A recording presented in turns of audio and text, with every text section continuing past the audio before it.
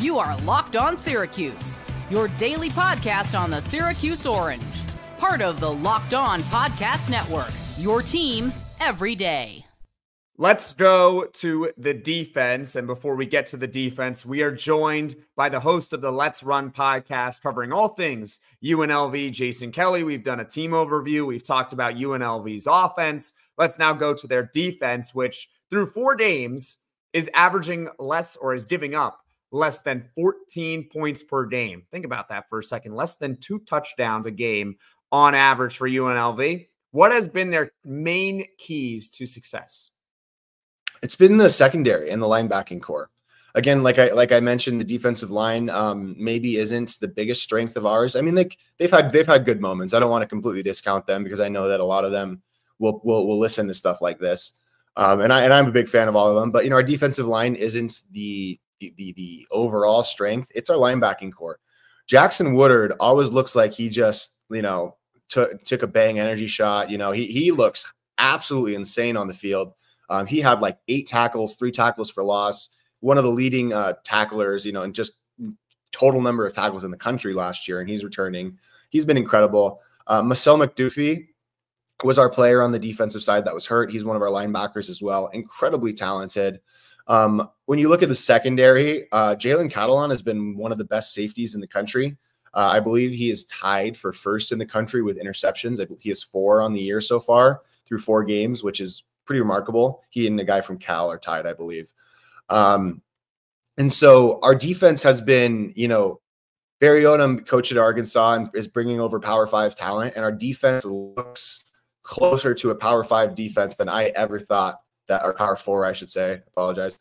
Power 4 defense that I thought that I would ever see at UNLV. Is the line perfect? No. Are there vulnerabilities in the running, in the rush, in our rush defense? Yeah, absolutely.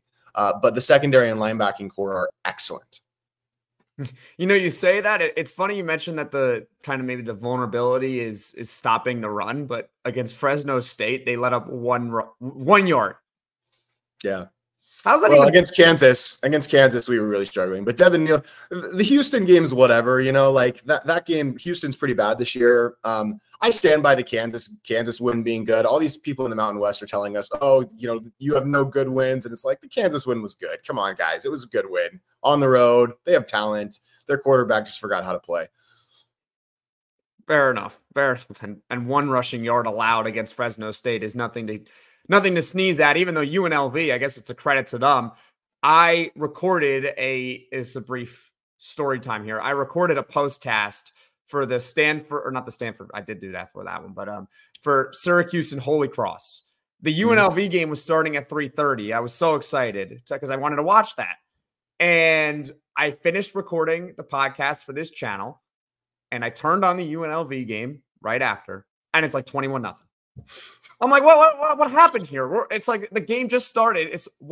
How? Yeah. I didn't get it. And then it was our defense. Yeah. It was our defense.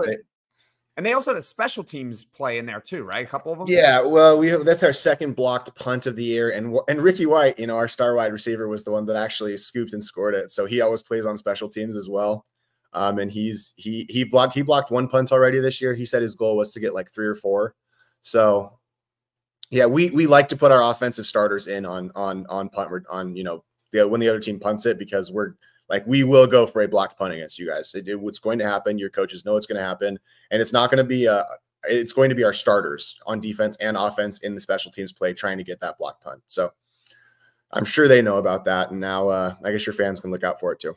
Oh, we will. Special teams was a big bugaboo for Syracuse against Georgia Tech. They had a lot of miscues in that one. They had a blocked field goal, but it wasn't really on Syracuse. It was on the kicker.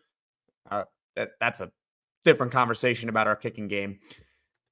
Also had a blocked punt, a missed onside kick recovery when you're the receiving team. It wasn't exactly good against Georgia Tech. So it's been a couple games. It's been a little bit better since then, but yeah, we will definitely keep an eye on it. Hopefully nothing ugly rears its head against UNLV, especially maybe even in a big spot. And by the way, regarding starters playing on the special teams, I kind of got on the Syracuse staff for Rondé Gadsden. He's our star tight end for playing on special teams. I didn't really get it, but if UNLV is doing it, I understand.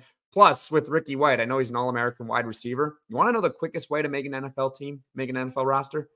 Special teams. Be good on special teams. Yeah. You're good on special teams, you'll make an NFL team. You'll last for 10 years if you can play on special teams really well. Matthew Slater made a living off of special teams with the New England Patriots. All right, well, we'll go back to the defense here. We talked about some of their standout players already. You mentioned them.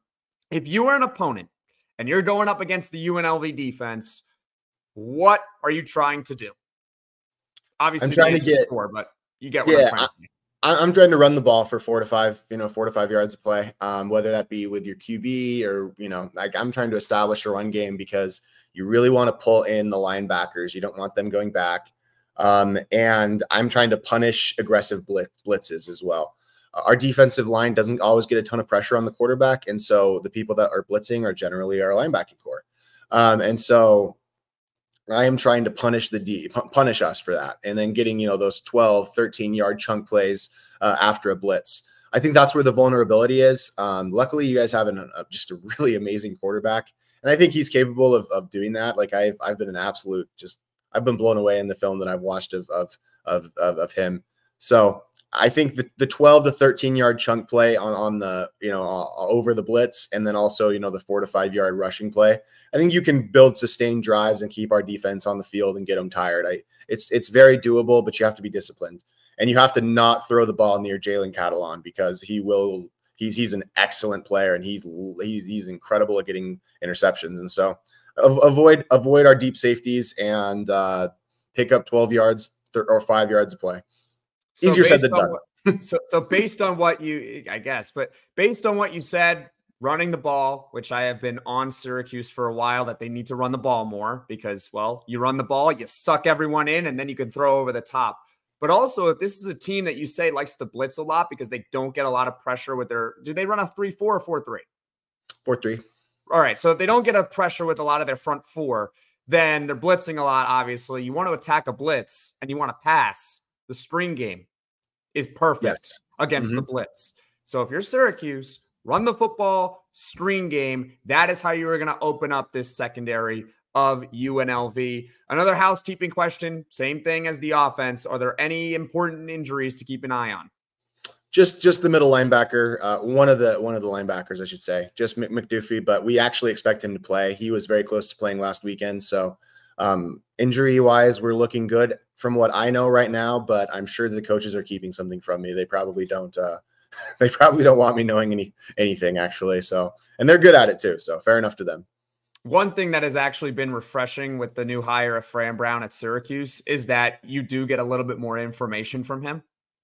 With the previous coach, Dino Babers, for 8 years, you just wouldn't know. You straight up wouldn't know. He would, in a post-game press conference, say that this player has an owie. And you wouldn't know what that means. You're like, is it a few weeks? Is it the whole season?